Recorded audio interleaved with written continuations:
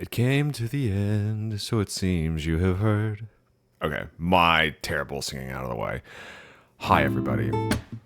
This is the final episode of what hopefully is our first season of the Model Train People podcast. Before we get into today's episode, I wanted to take a minute to say, from the bottom of my heart and on behalf of the team that makes up Model Train People, thank you. We definitely appreciate those of you who continue to tune in, listen to us, follow us, especially with how intermittent our schedule has been, despite our best efforts to continue to push things out on a relatively routine schedule. I hope that you've gotten something positive from listening to us, that this has enriched your experience within the model train hobby, and we hope that you come back when we start this back up in September. Bit of a gap in there, but we absolutely will be back as long as you are there to listen to us and continue to engage with us. Just wanted to shout out Oak Studios. Oak Studios is a production company that does royalty-free music, and that's where we get this song as well as a couple other songs that you've seen on some of the other videos. They've been great. It's been quality, and you'll be hearing more of their stuff as we move into new projects going into the summer and beyond. With that, here's today's episode, and have a great summer.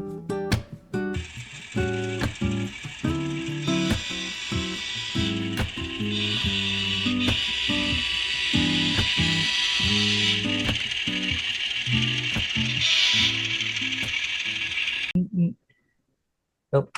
No, keep going. Go on it. What do you got? All right. So I have a new engine. Well, it's yet another D51. Well, technically I only have two so far, but I'm going to wind up with probably like 4 or 5 of these by the time I'm done.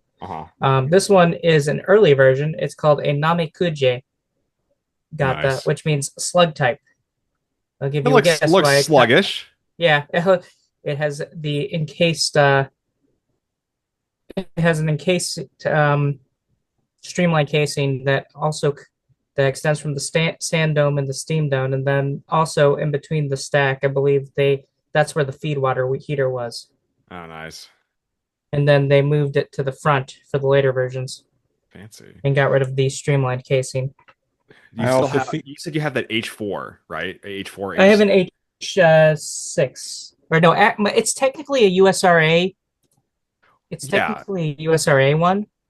It's not a not chassis H6 because I don't know how different it is from the C&O H6 in details. It's very similar. Yeah. I mean, same mechanism and everything, and same model. Fair enough.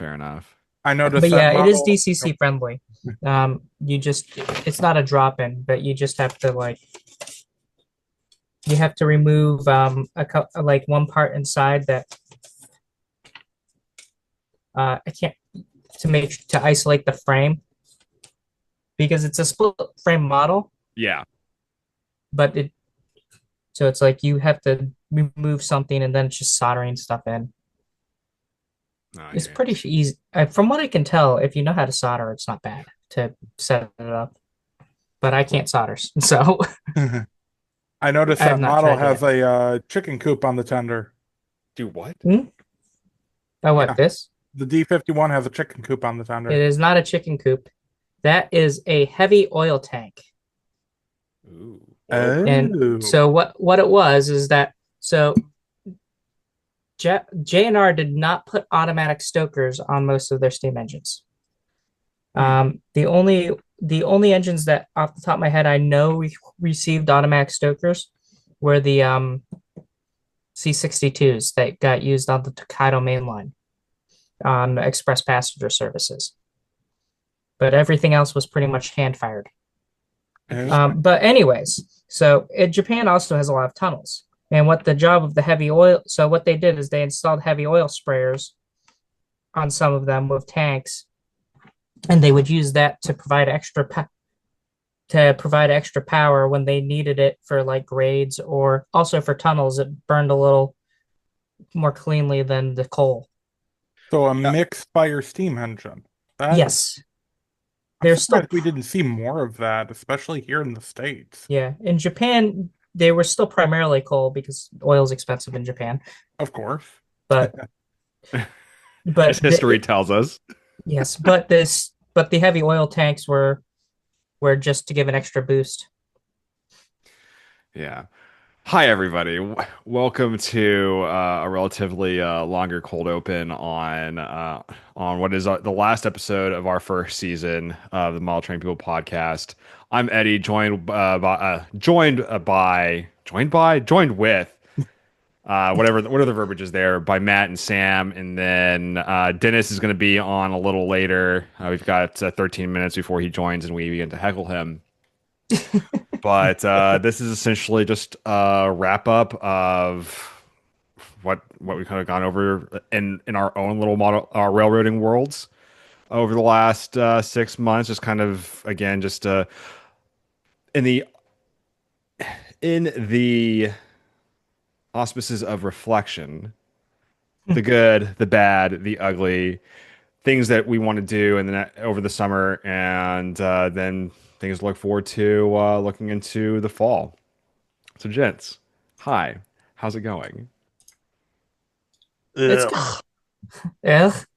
Yeah, I am wiped from just the past week alone. I had to work both yesterday, Saturday, last week, Saturday, and Memorial Day.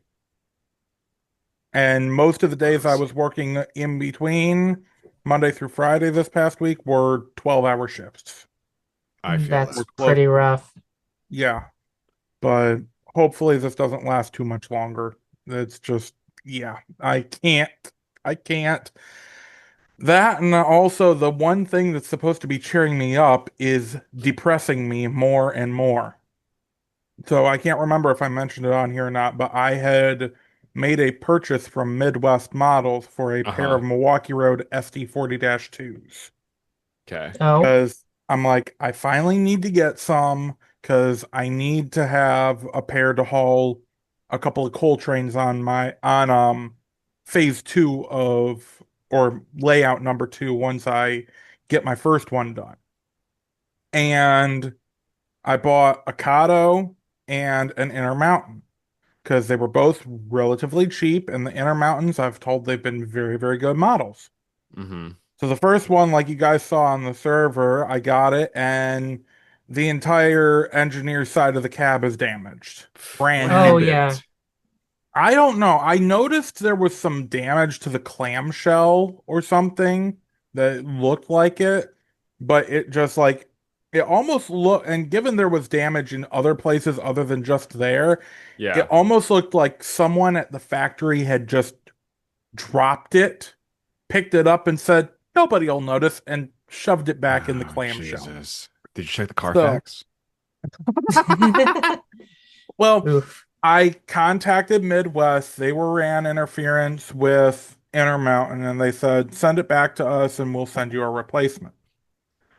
My replacement came in on Thursday. I take it out, and the first thing I notice is that there is, again, some damage to the clamshell in about the same place that there was damage on the other one. Oh, but man. This time, there's pieces of the clamshell that are broken to the inside of the clamshell, like something was punched through the clamshell almost on either side, like it was pinched. Mm. And they're both holes on each side of the clamshell are in about the exact same place. So I'm like, okay, that's probably something mechanical. Then I look at the engine. At first, I didn't notice anything. And then I'm looking at it. I'm like, wait a second. The entire front of the frame from the nose to the pilot is warped and bent down. No way. Yeah. So this is my second Intermountain Milwaukee Road SD40-2 that I'm having to run interference with Midwest to get a replacement for. That's like, what is the gremlin in the machine that is causing 2 in a row to like be that damaged? I have no idea, and they're supposed to be brand new. Yeah. And it's like I'm really disappointed because I was really hoping I could do like some sort of like a review or something like comparing these DC model SD40-2s to each other, and I Uh-huh. can't even do that because I That's a only have one. that's a big bummer. Yeah. Yeah, it's really frustrating. And I've never heard anything bad about Intermountain. I've been told it's a really good brand. And this is my first one. The majority of my collection is Atlas and technically Kato because about half of my Atlas locomotives are Kato drive. Right. So like Atlas and Kato are all that I've really used. I haven't really. I finally got my first Rapido model. I've been eyeing a couple of scale trains models, and this is supposed to be my first Intermountain model. So, Intermountain isn't the under brand for Scale Trains, is it right? Like, or what am I blanking Mm, on what Scale Trains is like three properties are? they have uh, Fox Valley. There you yeah, go. it was Okay, that's Fox what I'm Valley that thinking. you're Yeah. thinking of. Yeah. Yeah, that's kind of wild. How do you like the Rapido? Hmm? How do you like the Rapido? I have not been able to test it because the layout is a mess right now. Yeah. I'm still trying to the layout itself. My first one, it's the one that was seen in the background of me Right. when I was working on the T-Track module, and the one that I showed off at the show during the live stream. Um, it really hasn't changed much. I haven't had much time to work on it, and also I'm having some issues with the back switches because they're Kato number fours. Oh, Yeah, I you know know that. I exactly what know I'm that talking about. feeling all too well. Yeah, I need to figure out what to do. Like most everything else runs fine over it. It's when I go to run my Kato Am fleets over it that it starts to cause problems. The Mm. the Ocado amphitheats are notoriously finicky, though. I think it's they're too light. Hmm. But you're not. But I mean, people have had issues. I've seen people have issues with amphitheats on our club layout, which things run should run fine on. Like it's so. I mean, I think that might be more of a Ocado amfleet issue. I know I have issues with my number fours sometimes when the Japanese Kato stuff is pretty good because I think the flanges are a little deeper. Hmm. Um, but I'll sometimes have issues when I'm backing things over them. I find that that's where I get issues with the number fours. Yeah, and this is the weird thing. It's like I believe it's if I run the train counterclockwise, it's either one or the other, but I'm pretty sure it's when I run the train counterclockwise, it's perfectly fine. I don't have issues. It's when I try to run it clockwise that I run into issues. Where is it? Is the turnout like adjacent to like a curve? Is it coming off of a It's curve? it's coming off of one, but the direction that you're like, how do I explain it? So you've got a curve coming up to the switch, Hmm. and the switches are right here Yeah. going this way. So Right. it's kind of like a continuation, and you're going from a 282 more or less into that switch. There is a little bit of a straight piece right there after it because I didn't want the Yeah. switch right there, and I had the Oh. room. So there's a little bit of a straight, and then you have the crossover, Yeah, that's what I thought and usually does the then it's job straight right again. there. So it's more or less technically it's coming off of straights, but going counterclockwise, you're technically coming off of a curve, but the curve is continuing on. Yeah. Wait, it's not a crossover, is it? It's just a one-way crossover. Oh man, like So it's not like a not a double where it's like cross. it's not a Yeah. double cross. It's a single because the section right there is the junction in between the escape track that goes to the staging yard Hmm. and the crossover which comes over into the continuous loop. Man, that makes me worried about like so I know so I've got a couple of single crosses on with my stuff and hopefully it's gonna have to watch for that. Hmm. Yeah, I mean, I've been told there's issues with the Kato number four switches, Yeah, but I mean, it's like it has to be like the tooling because I've been using Atlas Code 80 number mhm, four switches all throughout my modeling career, right. and I've never had issues with them, but it's Kato, so Yeah. So the issue is I want to say is that when you have is that I want to say it's the frogs don't sit flush with the rails, Ah, so it's easy to pick a point with them. That's the issue that I've seen most common with those. are yeah. you talking about the top of the rail or like the side of the rail? The side.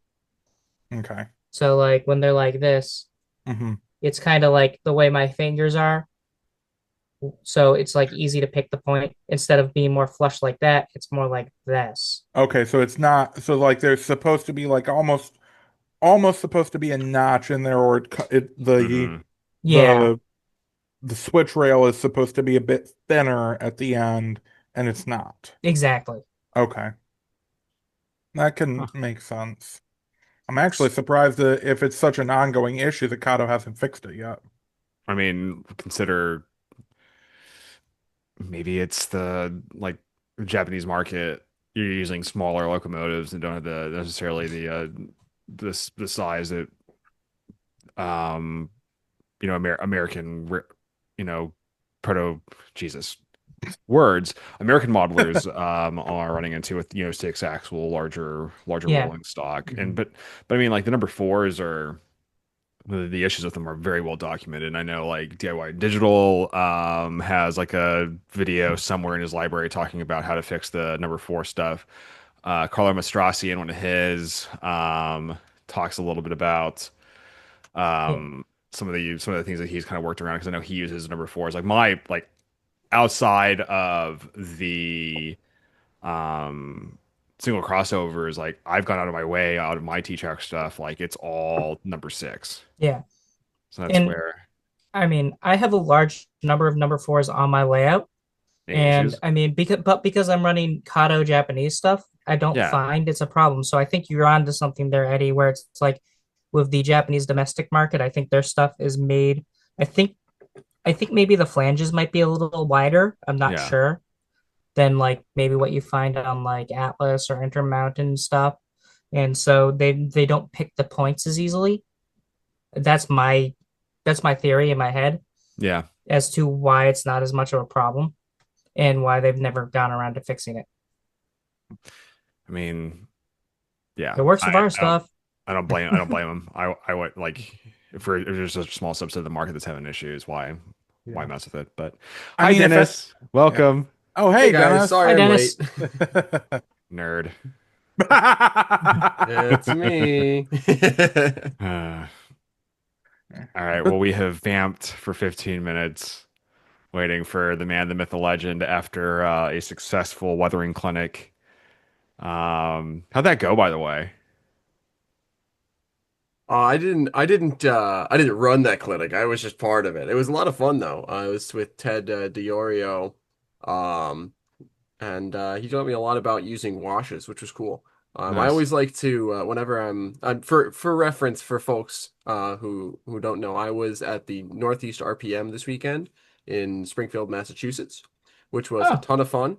Got to see a lot of people and see a lot of things and go to some cool clinics. And one of them was weathering with Ted Diorio. And he taught me how to use washes in weathering, which is something that I've never really strayed into before. So just another tool in my toolbox. Whenever someone's teaching me something new about weathering, even if I think I know all the stuff, it's always good to check in and see what other people are doing because there's lots of ways out there to weather and there's lots of different things that you can learn, different techniques, different skills. So always fun. that's a bullet I need to bite. I really do want to learn how to weather, but I'm just so nervous that I'm gonna mess up something. You Yeah, But you start with gotta. something cheap. right. Like Yeah. for me, I've got it's just a plain Jane Atlas hopper car. I believe it's like an Atlas Trainman 4750. This is my first weathering job right here. I did it just last week. Oh wow. I mean, it looks pretty good. Yeah, and now I've already learned some things about it. Number one, if you're going to try and represent dust and dirt, if you have ribs, do not go side to side, go up and down and Ooh. start from like the bottom and go up. Makes Mhm. It sense. was Learned that sideways already. rain. It was sideways rain. Yeah, it was raining real hard and it was real windy. Yeah, but it's like that's my first weathering job, and I'm like, well, I learned a few things already, and that's the important part. If I Yep, don't learn something, then it's not necessarily beneficial. No. learning process. Yep. All right, gents. So, a couple of questions that we're going to go around the room and ask. We'll just do it. Dennis, you're going first just because you're the latest in the and then we'll go from there. But so this is the point where maybe we'll do it like the and do like a little ding like it's like Jeopardy or whatever, like the viral like here's your anyway. The questions we are asking today are what are you most happy with and what do you want to improve on over the last, currently on the hobby? What do you want to have done by Labor Day in the United States? That's the 1st of September. Where do you want to see the group go growth wise? What's your next gotta have model? And what plans do you have over the summer? So we're gonna go question by question, and we're just gonna go. We're each gonna answer this one by one. So Dennis, first, what are you most happy with what you've been working on over the last 6 months? I mean, I've gotten a lot done as far as building out some of my roster, especially on the New Haven side. For people who are not familiar with my freelance, the Balfour and Caliche Creek Southern, it's basically what I do is half freelance with my BNCCS and half New Haven modeling. So I've really kind of built out some of my New Haven roster, which has been a lot of fun, and started to work on detailing things closer to what the New Haven's got. I actually, right in front of me right now, I have a Hancock air horn that I need to apply to a Nice. model. Actually, I have to decide if I'm going to use this on a model or if I'm going to use this as a template to make some more. I'm not sure yet, but so doing stuff like that. I've gotten some Jeep 9s that the New Haven had. I've been working on getting decoders into I got a decoder in my C425 and my one of my U25Bs. I got another one still that needs a decoder. So just kind of building out that side of the roster. And Yeah. then building out some of the story of my railroad as well, which has been a lot of fun. I actually just recently finished up really polishing off what the diesel roster has been from when the BNCCS dieselized all the way through the RI model. So it's kind of given me a couple of guardrails as to what to buy. And is that with the Jeep 9s and the U25s? So I Well, feel like that's on those the are New the Haven. additions. That's on the New Haven Ah, side. got it, got it, got it. The roster that I'm building out is on the BCCNS. BNCCS side. Building out kind of what locomotives the railroad purchased at what times. And working off of real history things like in 1979, Conrail did an Alco purge. So my railroad used that as an opportunity to pick up what did I have? I picked up some RS11s and something C430s off of the Lehigh Valley, I believe. Where Hmm. did my roster go? Whatever. They would have But been New York Central. New York, I didn't think the Central had D430s 30s. were New York Central, as far as I Oh know. no, it was Reading. It was Reading. Reading had two Oh, that's right, they 430s. did. Yep, They and those are did. the two that But we picked I up. thought New York Central did too. They did. Yes, you're right. I was thinking of So, something else. But so taking advantage of real world things like that to lend credence to my story and figure out what locomotives I'm going to pick up, as well as some interesting things. Like I decided I want an RS32 or two, and those I'm getting off the SB. So fun Nice. SB light packages. well, New York Central had them too. So you would be getting those straight from Conrail. Not 32s, I don't believe. Yeah, New York Central and the Southern Pacific were the only two railroads to buy the RS32 directly. But I did Anyone see else that owned something like RS32s, Oh, they let's got them let's Google secondhand. this. Well, I'm sorry. Roster building is my favorite, and I'm bragging a little bit here. I have pretty much memorized every single model of United States North American locomotive ever built by every builder since the 6th grade. Yeah, I think the reason Dennis, I think the reason I you went with the SP is because I wanted them earlier than Conrail was getting rid of them. Ah, there you go. What was Southern Pacific getting rid of them at that time? I think they were. I think it was. I don't know. I did research into it, and I had a reason, and I'd have to Okay. go back and look into things. So I won't hold up the podcast by doing that. But Oh, well, no don't worry. I'm worries. doing the research for you right now. I was about to say, like, yeah, no, the man Dennis Manza Encyclopedia. It's right here. Like, you search it, New York no, Central, yep, Southern yeah. Pacific next to it, which that's a pretty locomotive, man. I like. That's anyway. That's Regardless, yes. I'm a little more partial to the snub-nose RS-27s, but the RS-32, I've been told, was a good locomotive. If the reports about the C420s being better than the C424s is anything to go off of, I'd say that the RS-32 was a much better locomotive than the RS-27. yep. Oh yeah. So, Anyways, but yeah, fun stuff. no, absolutely. We're excited to see more of that stuff in your paint scheme and working stuff on your layout. So, all right, moving on. Sam, what what are you the most happy with what you've been able to accomplish over the last 6 months? Number one, my custom-made LRC that I've been bragging about nonstop. I've still got a few other things I got to figure out if I can do. I want to see if I can wire in some lighting of some sort onto this so that I can at least have headlights for it. But other than that I'm pretty happy of. I've finally got my layout with the track laid down. I just need to, like I mentioned earlier, I need to fix the switches and get those taken care of. Um, and I think outside of the pair of GP20s I need for my GP9 shells, a set of box cars. I need the U.S. Army yellow with red door military box Mm, cars, and of course my belated Intermountain SD40-2. I pretty much have my every model that I'm going to need for the layout, whether it's painted or not. I actually came across the realization of I've got so many 90-ton coal hoppers, I could literally just repaint them for what I need and go from there. So that's pretty much the next step. I'm gonna see if I can find some Milwaukee Road reporting marks. I did get a couple of other extra cars. I found some cars on eBay at relatively cheap price that I'm gonna add just to kind of add that little bit of variety of just saying that since the Grand Trunk Western's taking over the Milwaukee Road and Canadian National's a parent, I wanted to show that influence from those railroads is starting to feed in. So I found a Detroit Toledo and Ironton from Bluford shops. I found an Atlas Canadian National that's been pre-weathered and has the knuckle couplers.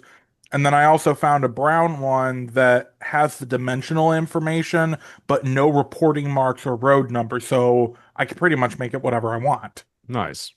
So yeah, so those are the accomplishments I've made over the past 6 months so far. Awesome. All right. Moving on to Matt. Now this is same question. What are you happy about over your accomplishments over the last 6 months? I think you have actually a pretty big accomplishment within like the last like week.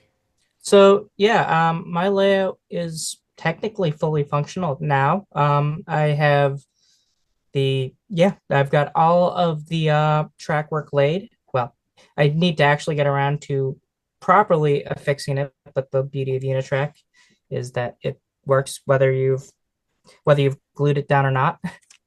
But yeah, I have all the track work done. I've got all the wiring done. It's now the next step is scenery.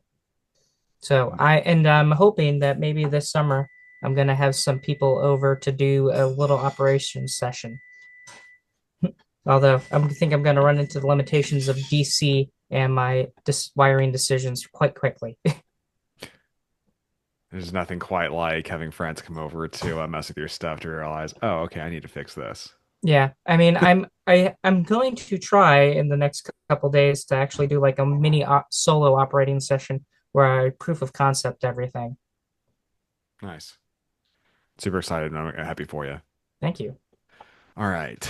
So on my end, like I'm just happy that I have survived up to this point over the last 6 months. I am currently spouse and child free this weekend. Mary's up in Findlay, helping our sister-in-law and her brother meal prep and just set stuff up in their house. She's getting ready to have her second child, like basically like any day now. Um, so she's up doing that. My son is with my mom and my grandparents in Huntington, West Virginia, because basically stopped off to do that. So they're getting baby time in on that. And I basically have the house to myself, so that means the kitchen is all modules that have been relegated and have been just hanging out. I, after tonight, should have four left. Excuse me. And that is the yard and then the stuff leading up to the coal mine. But other than that, the Death Star should be operational. And so hopefully by the end of the week, at least AC get on there and sorry, at least DC, and just see see how stuff's running on the track. But yeah. All right. So moving on to the next question in our rapid fire round here, and a little editing just because I think I asked the same question like the multiple times, different ways. What, Dennis, do you want to have done by Labor Day? So my big project that I want to work on between now and Labor Day is I'm working on a scratch build of the Hopewell Depot, which is a small depot that was in Hopewell Junction, New York, or it still is in Hopewell Junction, New York.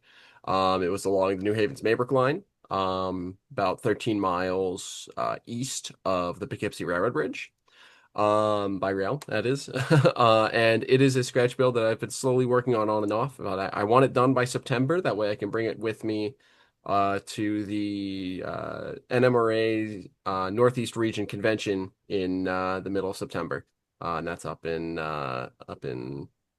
New Hampshire, Concord, New Hampshire. So I want to get that done by then. That way I can bring it there and hopefully put it towards my achievement program merit, because that would be fun.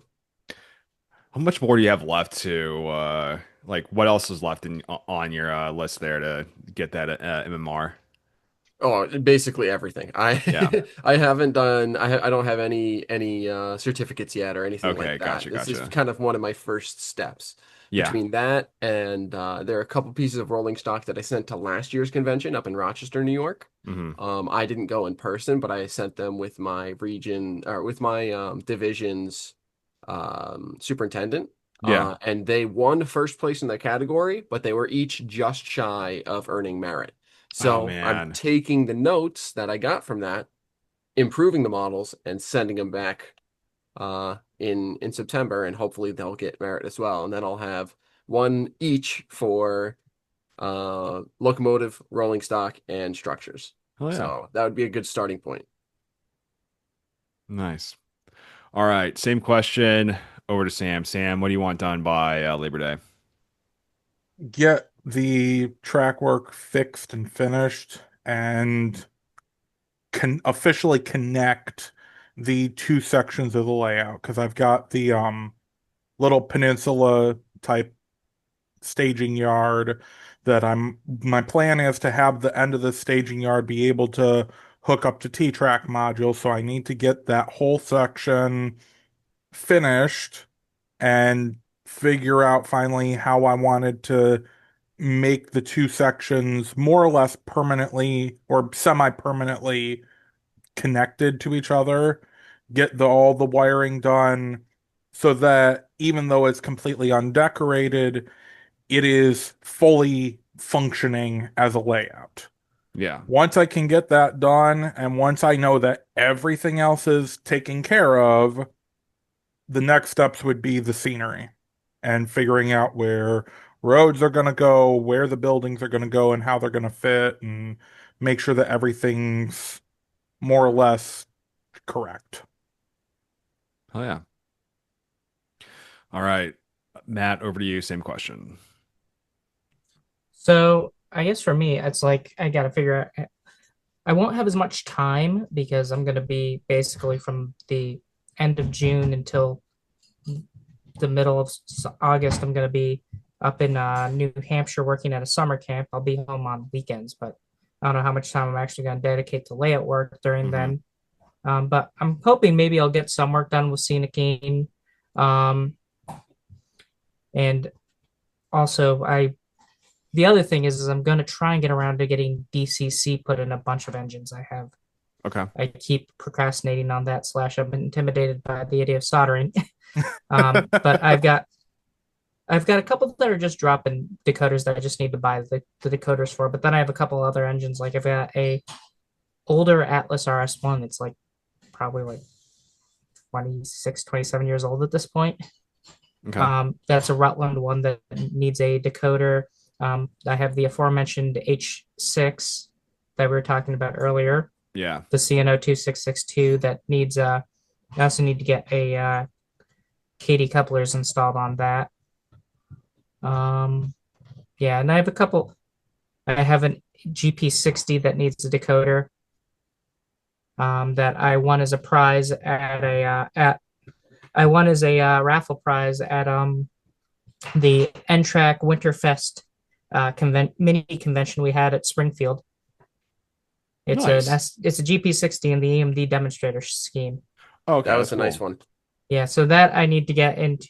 So I'm going to try and put decoders in that, and then if I have the money and or patience, the eventual goal is I want to get decoders in some of my Japanese steam engines, so I can run them on the club layout and on T-Track. Man, that'll be cool. That would be so cool to see running around in Springfield next year. Yeah. So that's pretty much the next 3-4 months for me. Oh yeah. All right. So on my end, I've got two modules I want to have completed by the end of August. The first one is one of the industries, probably one that doesn't have any of the switches on it, just because it's going to be easier. Because what I want to do, what I'm looking to do is I want to see if I can level out and basically have like unitrack and concrete, if you will.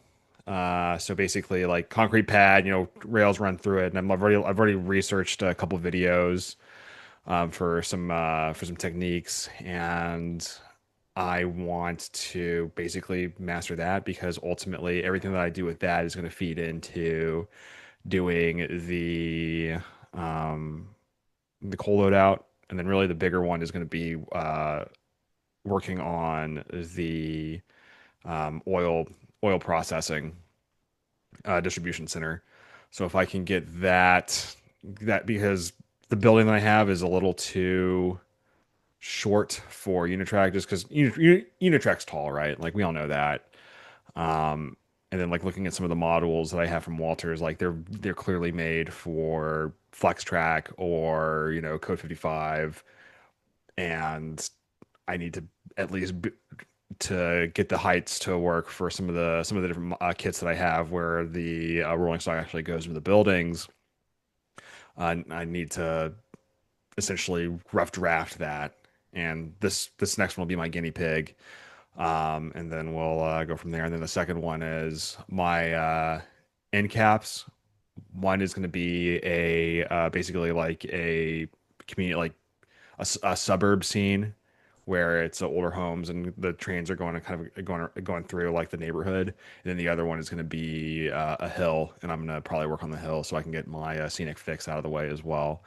Other than that, yeah, I think that's pretty much it. Cleaning up the space. I think that's probably my immediate, like, once I'm done with the initial wiring and getting the layout kind of set up. Like I've got a workbench that's been in a box for well since the end of December, and then right after my birthday, I got a just a storage locker because we are talking about basically moving our office down into the basement and using that as kind of like a multi-purpose hobby area. And I need to clean that space up as much as I can if we're gonna do that. And so yeah, that's it. All right. So moving on to the next question. This is going to focus more on. Oh, yeah, we'll go ahead and focus more on the Discord and the group as a whole. Where do you guys want to see the group go growth wise? And again, Dennis, you're first.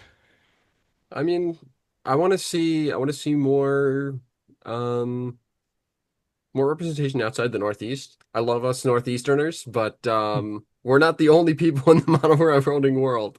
So whenever I see someone who's from, out towards the West Coast or across the pond in Europe or something, I always think like, oh, that's super cool because I'm connecting with people that there's no shot I would have ever met before this community. So if we can, I want to try and see if we can kind of push a little more in those communities because it's always so neat to see people from the other side of the world or the other side of the country Yes. or things like that.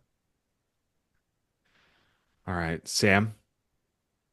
Um, I guess if I had to guess on anything that I'd like to see more of is more of the live tutorials and Mm. operations. I feel like we used to have some and then that's kind of petered off. We got a little bit back in during Trainathon, but I'd like to see more outside of that because seeing those interactions and getting to talk with the people in the community about that and learn from each other, I think is a really important part of improving how our community is expressing itself and how we ourselves can share our knowledge and skills to other people that might be thinking, oh, I could never do that.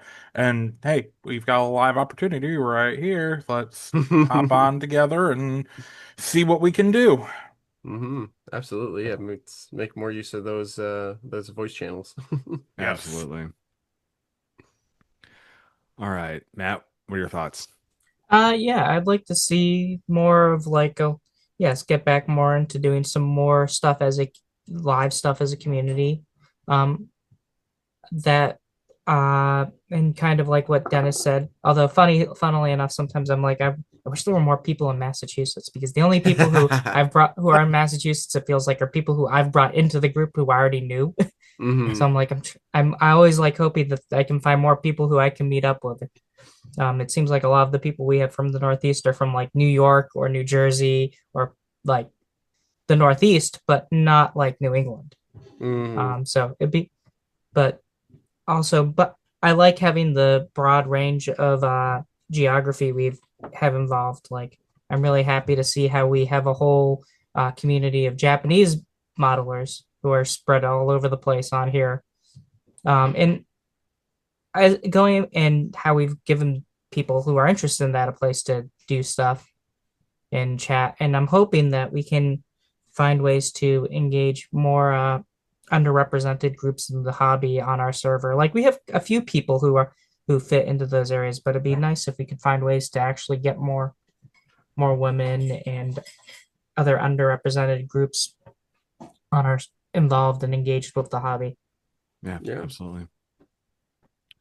All right. And then for me, um, Dennis, I'm with you. Like, man, we like the Northeast crew like definitely monopolizes and kind of runs the organization. But I think it would be awesome if we got some more representation from the West Coast or from people doing stuff kind of in the middle of the country, as well as Europe. And I mean, hey, I mean, Bart Brinkman, looking at you, but just kind of.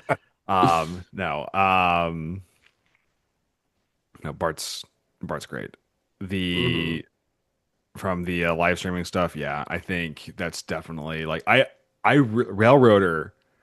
I don't know if if that's still going on just because I haven't had the time to sit and watch that. I know like after a couple FRA investigations and a couple other things, Hey, it we've had to wasn't my go fault. I look, look, want to look. get that going again. I've just been part of it's been I've been so busy that I that petered out for a little bit, but I'd Yeah. love to get that back going when I have a chance.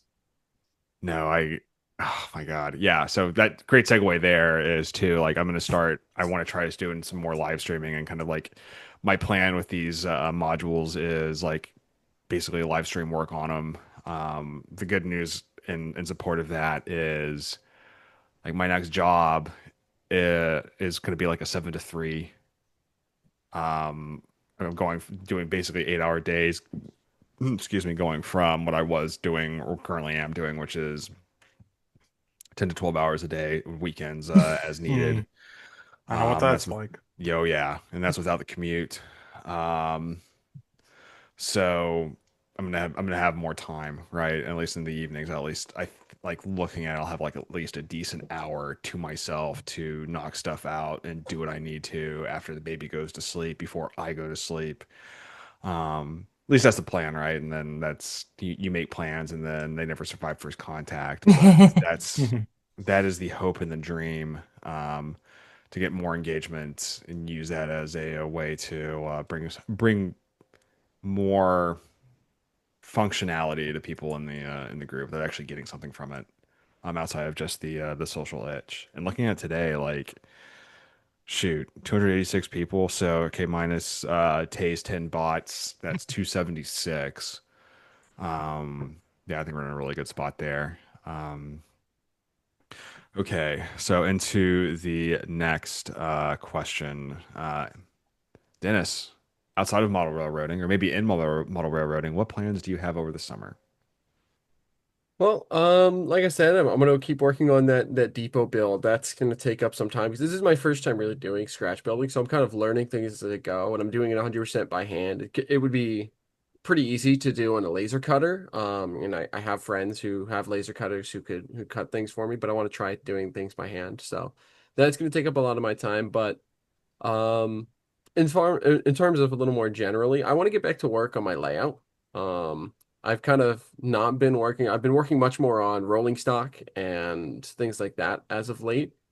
I want to get back to the layout because it had some problems that came up with DCC and with track work and stuff. So I kind of put things on pause. So I want to get back to work on that, and that's kind of my big plan for this summer is get back to and try and finish scenery across the other half of the layout because I got about halfway done, and then I hit the part where the switches really start. And I said, all right, let me pause here and try and get these switches to work a little better. So that's kind of my big plan in the hobby. And the big plan outside of the hobby is hopefully finding a new job and being able to move my girlfriend out towards the Boston area because Hey, that's that's the awesome. plan. Yeah. So fingers crossed on that one. Mass is pretty. I hope you get to move out to the Boston area because then you are joining the BSMRM and you get to hang out with me and a bunch of the other guys. And then Dennis, you get to be a masshole. That's amazing. uh, with an accent like this, I don't think I could ever do No, probably not. that. Is hopefully you're not a Yankees fan. No, no, no, no, no, no, never. Let's Well, go you'll Mets. be okay then. All right, Sam, what's going on? What do you got going on this summer? NMRA Novi. Oh yes. Yeah. Yeah.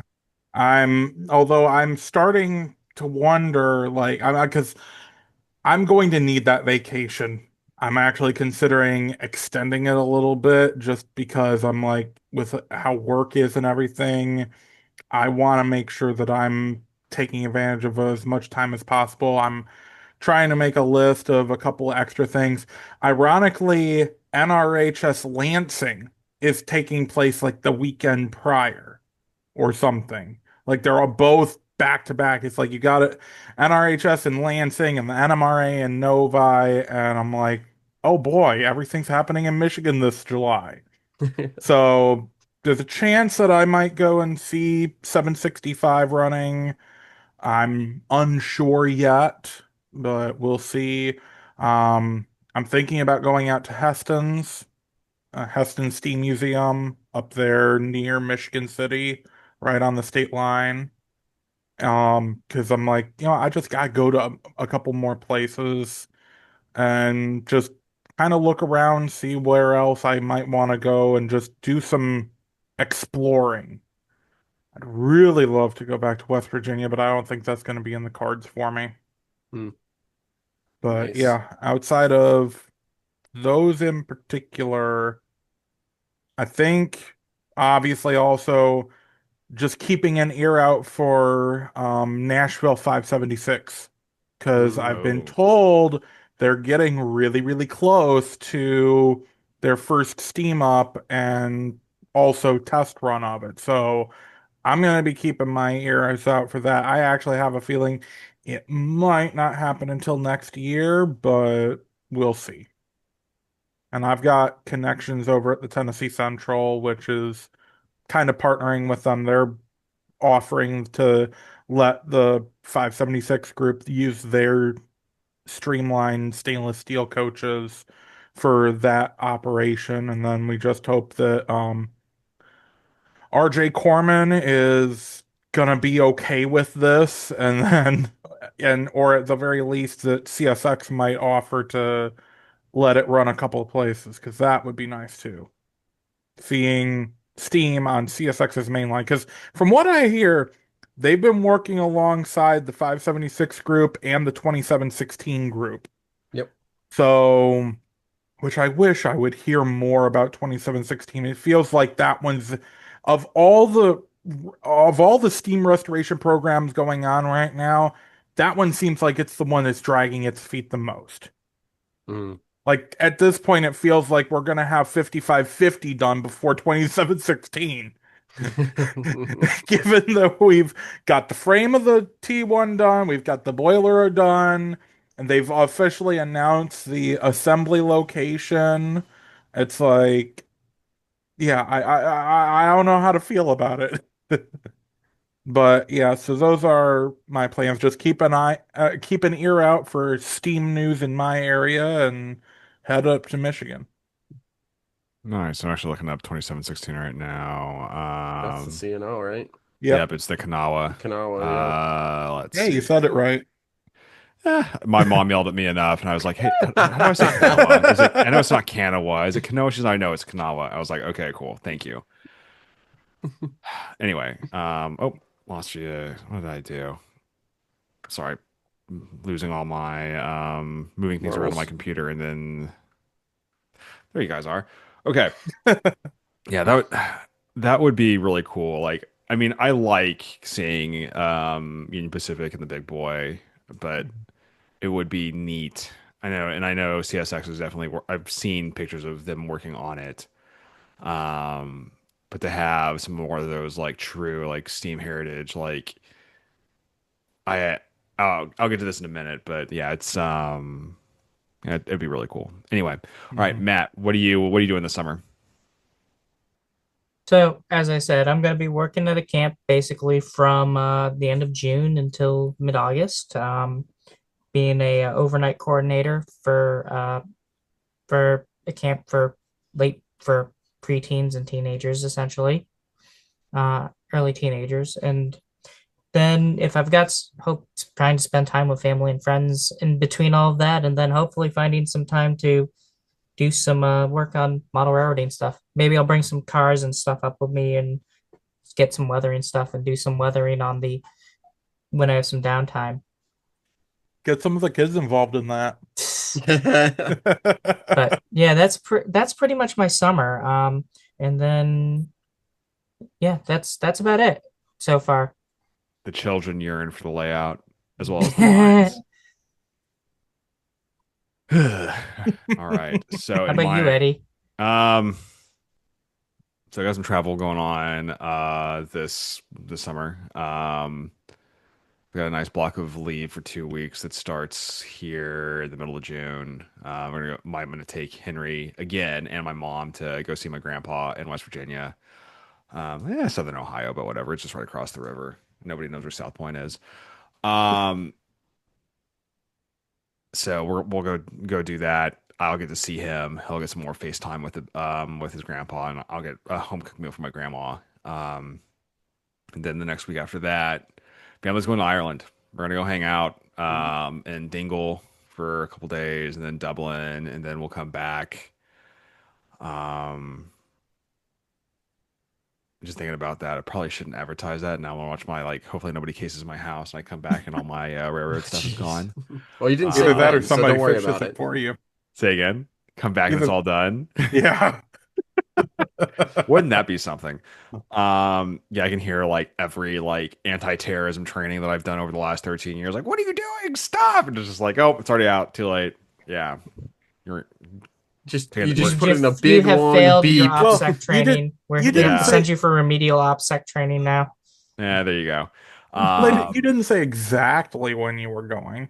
Fair, but You just said you were going. There's always the big long redaction. it's just us like talking. Yeah, the mouths are moving, but we can't hear what they're saying. I have to buy the decoder, and that's another $1,000 direct to my bank account.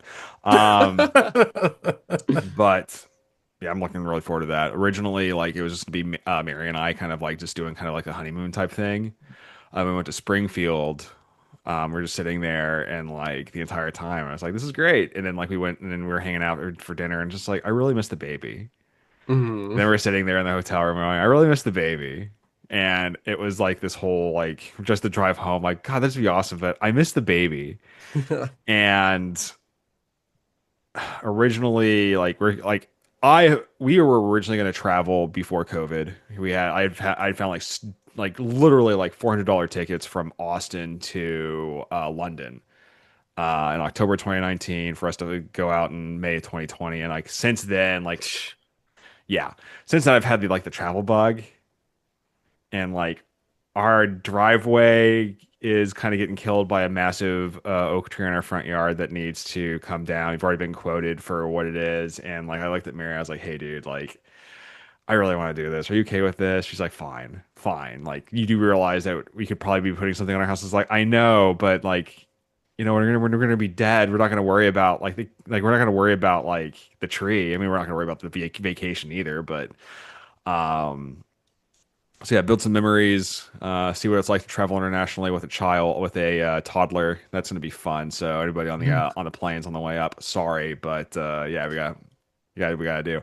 And then outside of that, just I'm gonna try to rail fan more. Last weekend, 2 weekends ago, I went with Billy Brown from the Rail Brothers, and we went and we did the Iron Horse Ramble, following around, running in Northern's 2102. I've got some phenomenal video that I haven't posted yet, just because I'm just continuously too tired.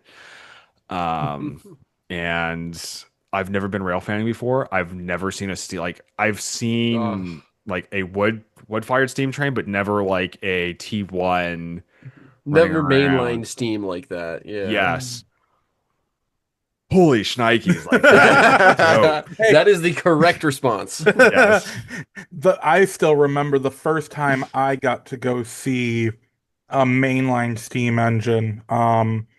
It was, as far as I recall, it was the last time that 1225 and 765 got to operate together.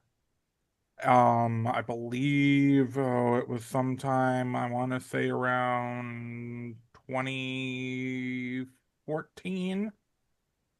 My Mhm. buddies will not let me forget about that because they claimed that I was doing 90 miles an hour in a 30-mile-an-hour zone to try and get ahead of 765.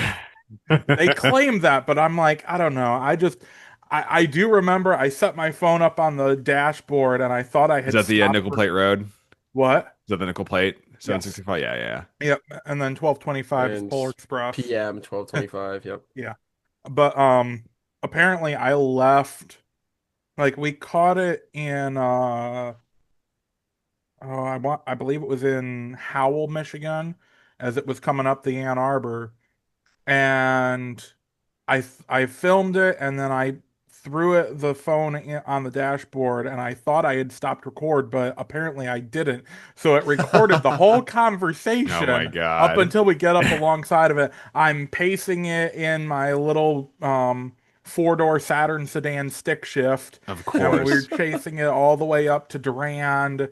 The platform was crowded, so I'm just like, I'm gonna go up a little further up in Durand, and then we chased it again in the dark all the way up to Owasso, and then I chased later on that weekend. I chased both 1225 and 765 and actually got pulled over by the police for going too slow. Like, yeah. So I didn't get pulled over for doing 90 and a 30, but I got pulled over for doing 40 and a 50. Yeah, So, that's funny.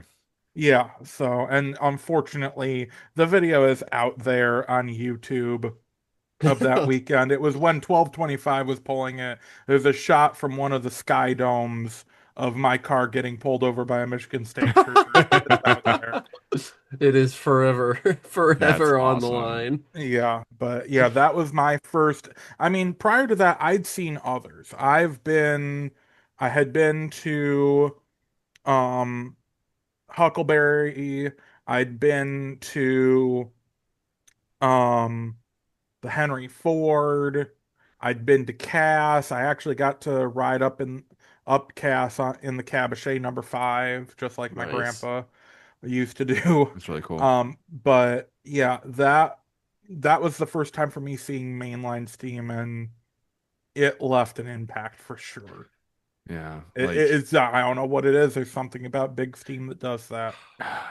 like the one thing that we so it was me, Billy, and then David Kiviat. We went up and like we got this one shot. He like because I mean Billy and Danny like they do this thing. They do this constantly. So he's got maps and stuff, and like he just pull up on Google and like he knows where he's going regardless. Even without the map, the different shots he's taken over like the years, and we basically go to this bridge that's under construction, and like there's this old man and like this couple, and they're waiting for this train. It's right over the tracks, and like we got shot. Like I got like camera like dead center of the tracks, going under the bridge, and like I got spray like got the spray from the steam of like all like the coal dust and stuff, like completely covered in coal dust as it was coming under, and like I've never smelled that before, and it was just kind of wild, like feeling that, and then going through these towns that are still kind of like in the valleys and stuff around the mountains, and like it's just haze because you just had a freaking steam train like go through the town, and then we finally caught it. I think we were in Reading, um by this diner, and like over the station, and it's just sitting there, and like you're literally listening to this train breathe. Yep. And it was just like David sitting there, and he's like, my God, this is art. This is literally art. And it was just a very magical experience that, yeah, maybe the CNO Kanawha, if they can get it going, that'd be really cool to see. Kind of, I think, like looking it up, I think its first stop is supposed to be into Connecticut, but that's as of like 4 years ago. Yeah, allegedly. Allegedly, it's going to go like there's some historical railroad in Connecticut. But I think it'd be kind of cool to see again CSX main line going through some of the spots in West Virginia where it would have operated. I Yeah. want to see where it'll Speaking run. of which, be interesting to actually organize like a MTP like weekend out at the Western Maryland Scenic Railroad where Ooh, 1309 That'd be is. interesting. You know what? That's funny you mentioned that. Billy, David, and I were like, man, we gotta go do this. Like, we gotta go. Like, we have to go chase the H6, Oh and boy, that I need to would do that too. be. In the picture this in the fall time. Like, I could just hear like Mary like now like you nerds. She's like, kind of one of those things. Have fun. I'm gonna hang out in the hotel room. Um, but Cumberland's pretty. Like I think that whole like man that yeah we're gonna put a pin in that. But anyway, if you're listening to this, go check out the Rail Brothers because Billy and Danny got some good stuff on their Instagram. But all right, that leads us to since we're Well, kind of running up on that leads time. us to what's Matt's doing. Did we do Matt? No, he did me. We He did? did. Yeah. Oh, I got confused between. I That's said right. it twice Okay. actually because I said it during So nice you said it twice. yeah. I I'm got not worried lost in about the extending sauce. this a little bit. I mean, this is our last episode until Labor Day. Why not Yeah, stretch it out for what we can? for sure. Okay, so last question. What is your next gotta have model, Dennis? That's a tough one because there's a number on the table now that I've got my roster squared away. There's nothing coming out. The only thing that's like a new model coming out that I really want is back in January when Atlas announced their new releases. They announced that they're going to be doing C424s Mm-hmm. with Loke sound in them. I want one of those because externally the difference between a 424 and a 425 is very minimal.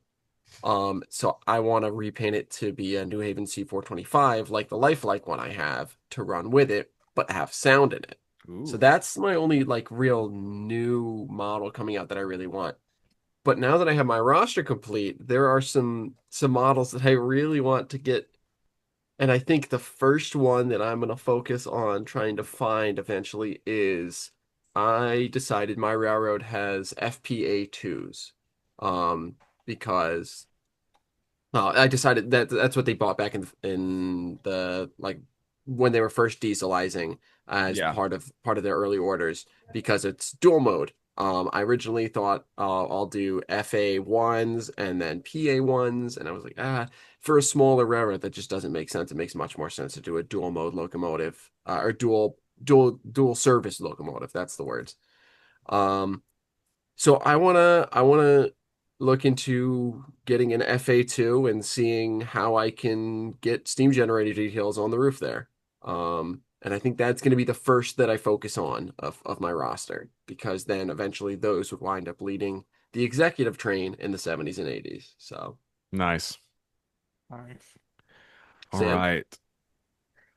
Sam, what's your go? What you got to have model? I feel like I mean, as far as I know, I've pretty much got everything. I mean, really, what I really want is my Intermountain FD40-2. Come on, please.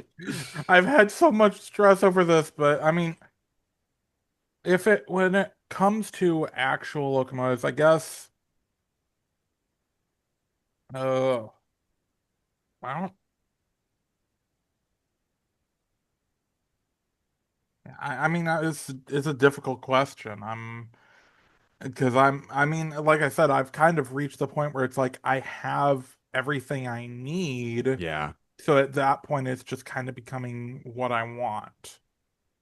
If there's actually, no, I do know which one I want. I need the Broadway Limited Canadian National Grand Trunk Western Heritage Unit. That's a Yeah, good one. Yeah. Yeah. that's the one I need.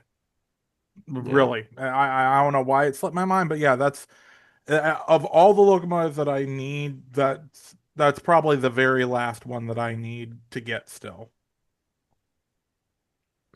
All right. Matt.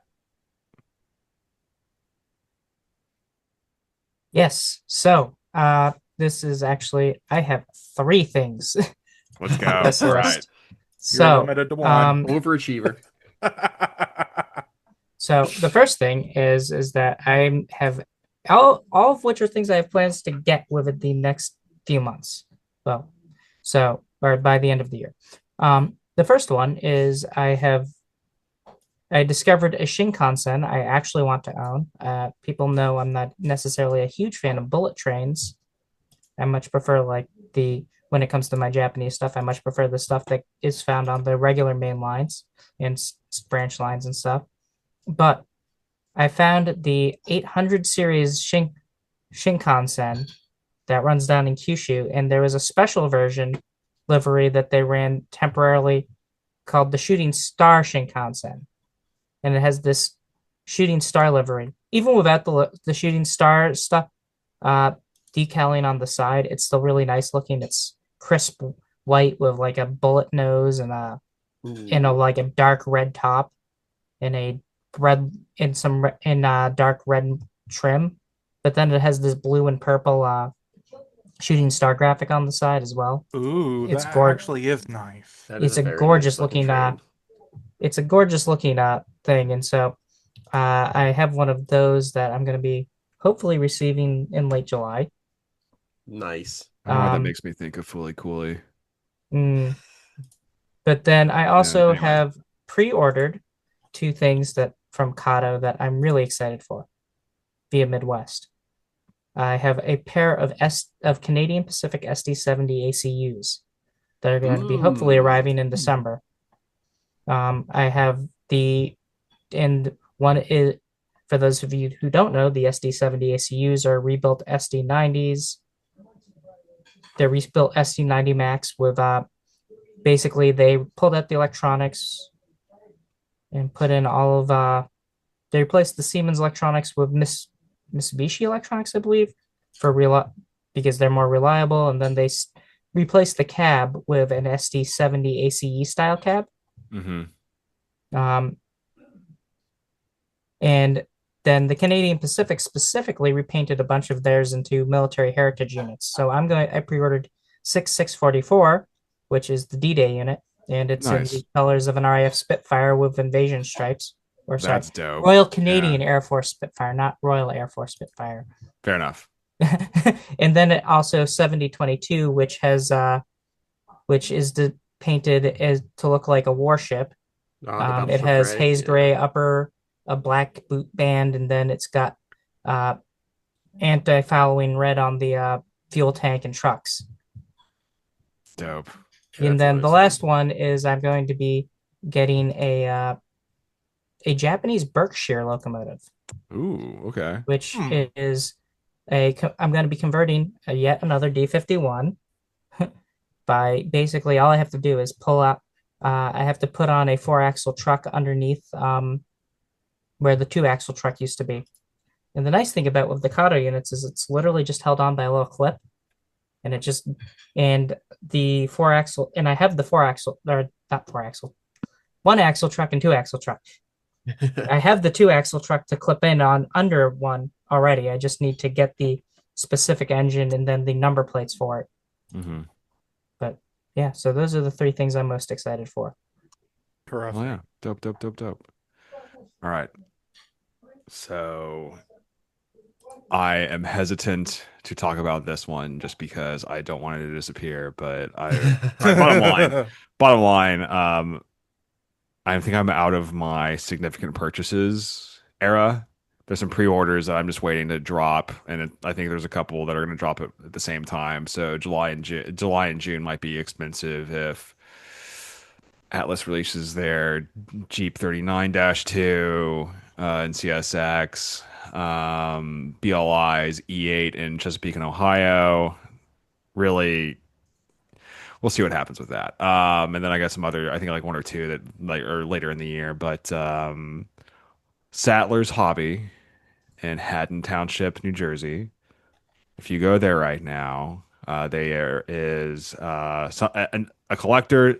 The way that Bruce described it to me is someone came in and is getting out of the hobby and dropped a bunch of Spectrum locomotives from call it like they're 10, 15 years old.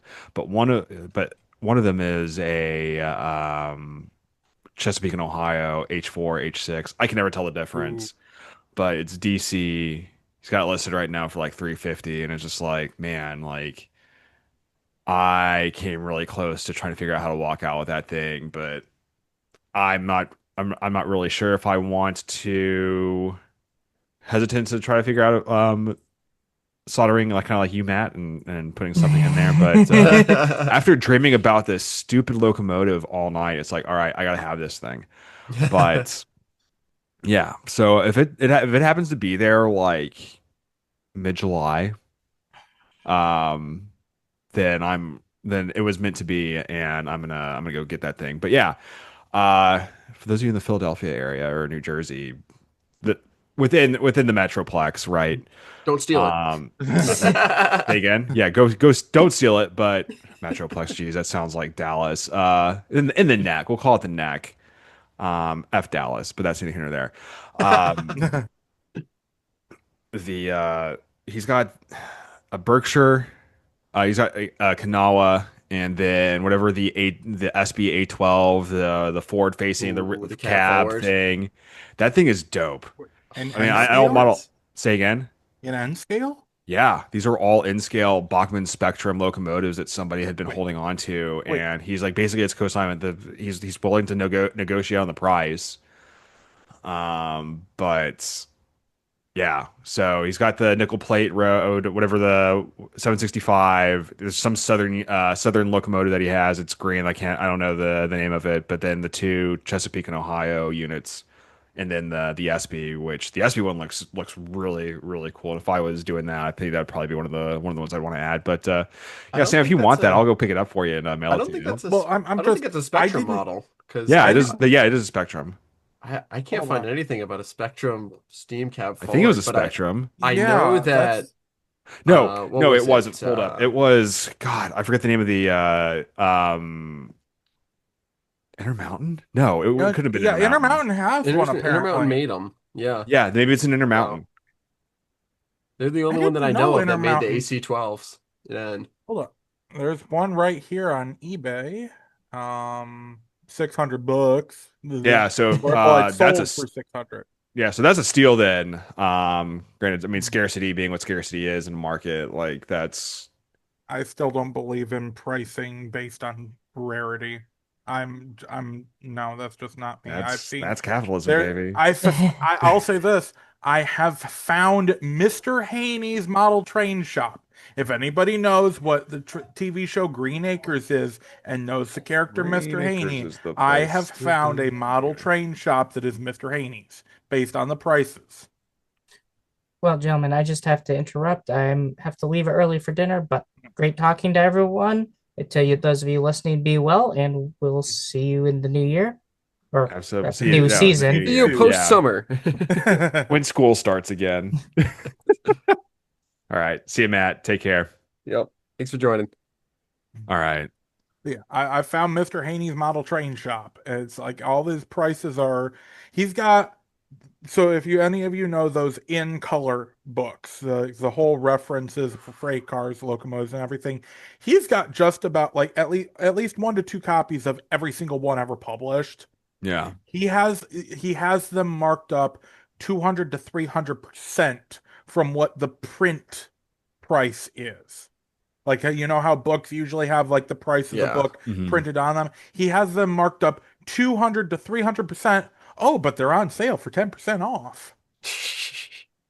Does he move? I mean, does he move it though? Like, if people buy it, like that's No. then His argument is they're out of print.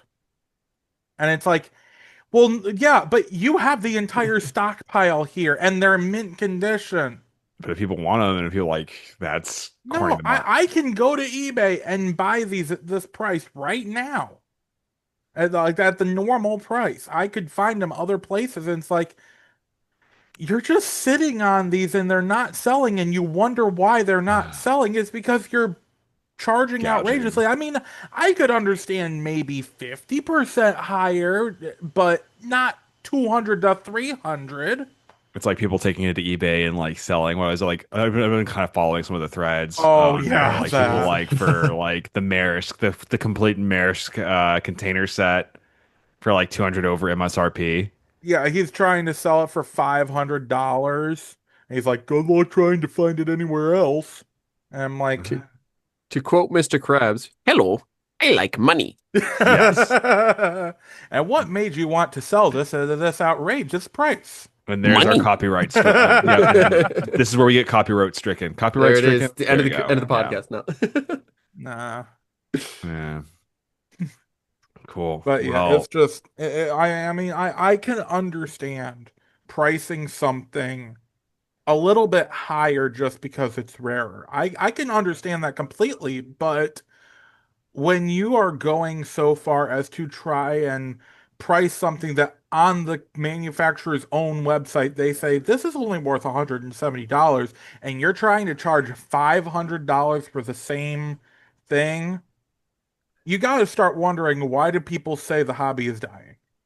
Even though we know it's not, but it's like I'm sure there are people that see that and they're like, no wonder the hobby is dying. I can't afford these prices. And it's like, yeah. that's not the price. That's something from somebody just being greedy. True. Or like, look, you have something that could be considered rare for a road name that somebody's trying to model that was in production 10 even 2 years ago, right? Maybe it's an SD45 or an SD50 that happens to be in chassis and then happens to be in C&O, and your boy here is like, you know what? I'm one SD50 away from just forgetting modern era and just and just putting all my layouts smack dab in the middle of 1984. It, Um, it sounds like you might be dealing with something there, Eddie. not at all. I mean, Not at all. I have an Atlas Stealth SD60, No. the full gray scheme. See, but I want it in Chessie. I don't want it. I don't want it in stealth. He wants the cat. I want the cat. Okay. Little little nimbly bibbly. But yeah, like I might be willing to pay a little bit more. Probably not. I mean, I have my own limits, but like like what's like. What if it's like a Grand Trunk and all of a sudden like you're like, yo, this they haven't run this in years. I really need this. Like, would you be willing to pay a little over the sticker price to get a model? I mean, if it was an Intermountain Grand Trunk Western SD40-2, which are the ones that they made, or actually, no, an Intermountain Virginia and Ohio SD40-2. They had those. And Yes. if there was, I mean, I had a Gevo from Fox Valley, but if I was to have any SD40-2 that was Virginia and Ohio, I can understand having a price that much higher just because it's Virginia and Ohio. At this point, since Alan passed away, those of anything Virginia and Ohio has become a collector's item. Yep. Yeah. And the prices have risen. I mean, the only price that hasn't risen is Menards. Menards has a line of Virginia and Ohio, both in singles and a 4-pack of boxcars. Yeah. The home shops ones are pretty nicely priced too. They're not too bad. And those just came out last year though, so. But if you find anywhere else, it's like, yeah, it's gonna go a little bit. Although it's depending on who you get. Like you might get that person on an auction where one person bids like $700 max bid, and nobody else can beat it, and so they end up getting it for a really stupid low price just because everyone's like, oh, they're higher. Never mind. I'm not interested anymore. It's like, what happened to the competition and the camaraderie that was on eBay even up to 10 years ago? Yeah. Like, yeah. Oh man, I just realized I forgot my dog's birthday. Yeah, sorry. I was like, I'm turning because I hear him trying to like walk up the stairs. He turned 4 on today's the 1st on Friday. And he's already having hip issues. At Just 4 go years figure. old? Yeah, What German type of dog? He's a German Shepherd. Oh, really? Yeah. 4 years old and having health issues? Yeah, they're German Shepherds are basically made of glass. They look cool. They're like high performance at times, but then like afterwards, really what I did was 2 Octobers ago, I took him on a 5K and that was dumb. And he ended up hurting himself. It's all muscular. It's not skeletal, thank God. But like he gets stiff, and I just heard him trying to get up the stairs, and because he's lonely downstairs, and I think that is the sign that we have reached the end of this. But okay. Well, everybody, we will be back looking at this, assuming that the world doesn't end in the next 2 months. Assuming that I get a new computer, and the internet has worked phenomenally today. So and now it won't. Yeah, I think the culprit is Mary. So there's no blame that she's not here, so she can't defend herself. That's a dangerous statement. Too many. Well, I mean, it kind of. I've got 800 miles between me and her right now. I can 500. I'm safe. She doesn't watch this. I mean, is it actually? Maybe it's the extra carbon dioxide in the house. Because there is that theory that like on a model railroad, before you have any operating sessions, you go through it, everything's working perfectly. Everyone gets there, everything goes to pot. So yeah, CO2. I have zero scientific basis for this, but I have a lot of anecdotal evidence that CO2 makes electronics go haywire. Yeah, cases of electronic induced hypoxia. Oh yeah. in the house or whatever it is. Okay, cool. So looking at this, We'll be back in 3 months, right?